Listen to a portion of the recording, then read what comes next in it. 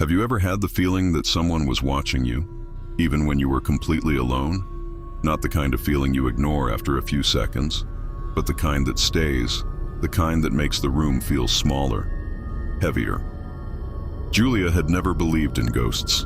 She didn't believe in supernatural stories or haunted buildings.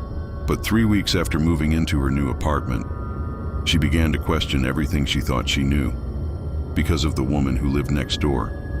The woman in apartment 304. Julia found the apartment listing late one night while scrolling through rental websites. The price immediately caught her attention. It was unusually cheap for the area. The photos showed an older building, but it looked quiet, clean enough, safe enough. And after a stressful month of moving between temporary places, Julia didn't feel like being picky anymore. She scheduled a visit the next day.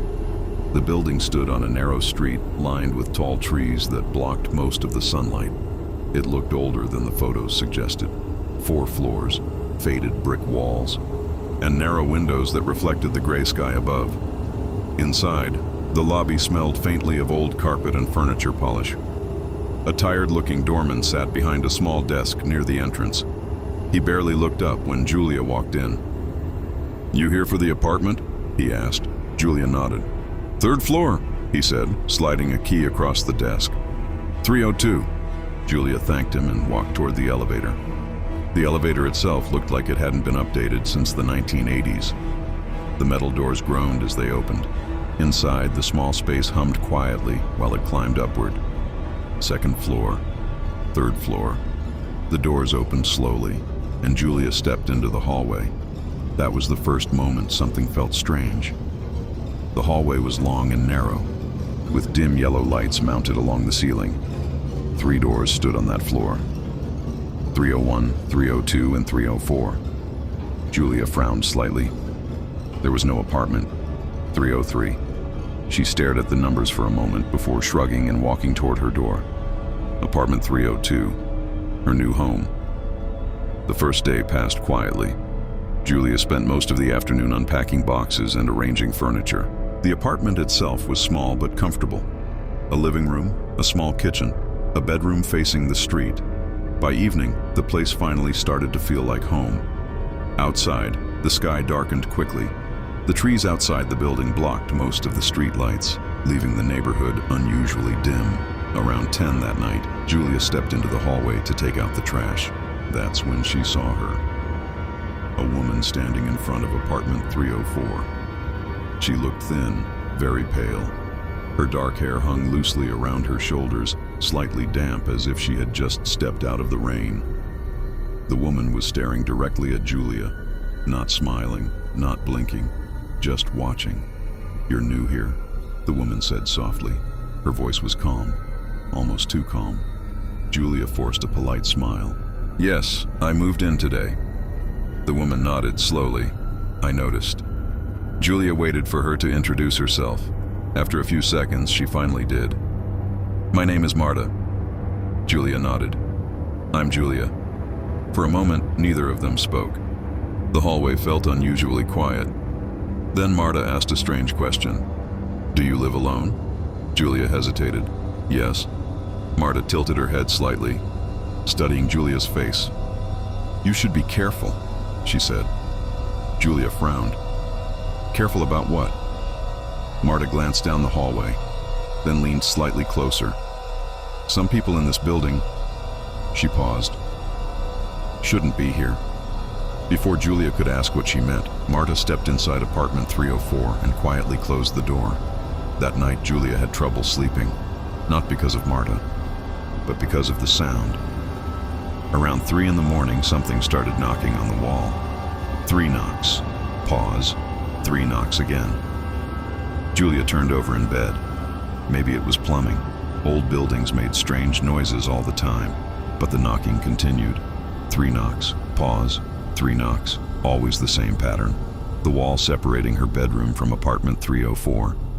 After a few minutes, the sound stopped, but Julia stayed awake for a long time, staring at the ceiling, listening, waiting. Over the next few days, Julia saw Marta several more times, always in the hallway. always near apartment 304 and always watching. Their conversations were short, uncomfortable. Marta asked strange questions. Do you sleep well at night? Do you ever hear footsteps when you're alone? Have you ever felt like someone entered your apartment while you were sleeping? Julia began to feel uneasy around her, but the strangest part was something else. Marta always seemed to know exactly when Julia arrived home, even when she came back late, even when she was quiet. It was as if Marta had been waiting for her, watching the door, listening for her footsteps. A week later, Julia finally decided to ask the doorman about her neighbor. She tried to sound casual. Does the woman in apartment 304 live here alone? The doorman looked confused. 304? Yes, Marta. The man stared at her for a moment, then slowly shook his head. That apartment is empty. Julia laughed nervously. No, I've talked to her several times. The doorman leaned back in his chair. Miss, no one has lived in 304 for almost a year. Julia felt a cold sensation crawl down her spine. What do you mean? The previous tenant moved out last winter, and he said, since then, it's been empty. That night, Julia returned to the third floor feeling uneasy. The hallway lights flickered faintly as she stepped out of the elevator. Everything looked normal, except for one thing. The door to apartment 304 was slightly open, just a narrow crack. Julia stared at it. Her heart began beating faster, slowly. She stepped closer. Hello? She called. No answer. She pushed the door open. The apartment was completely empty. No furniture, no curtains, no signs anyone had lived there recently. Dust covered the floor. The walls were bare. The air smelled stale and abandoned. Julia stepped inside, confused. Then she heard a voice behind her. I told you not to trust them. Julia turned around. Marta stood in the hallway, watching her, exactly where she had been before. You said no one lived here, Julia said quietly. Marta smiled faintly. That's what they want you to believe.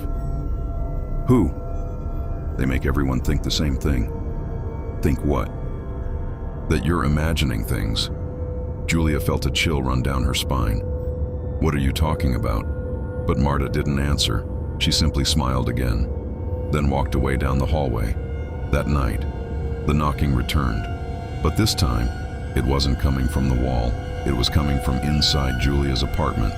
3 knocks, pause, 3 knocks again. Julia froze in bed.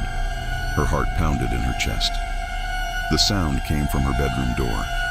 Then she heard footsteps, slow, dragging, moving across the floor of her apartment. Julia held her breath, not moving, not making a sound. Then a whisper came from the other side of the door.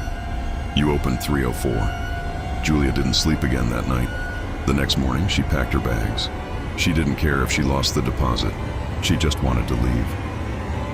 When she reached the lobby, the doorman looked up from his desk. Miss, can I ask you something? Julia stopped. What is it? The man pointed to a security monitor behind the desk. You talk to yourself a lot in the hallway. Julia frowned. What? I've seen it several times this week. Julia slowly walked closer to the screen. The monitor showed the third floor hallway, footage from the security camera. And there she was, standing in front of apartment 304, talking, gesturing, alone.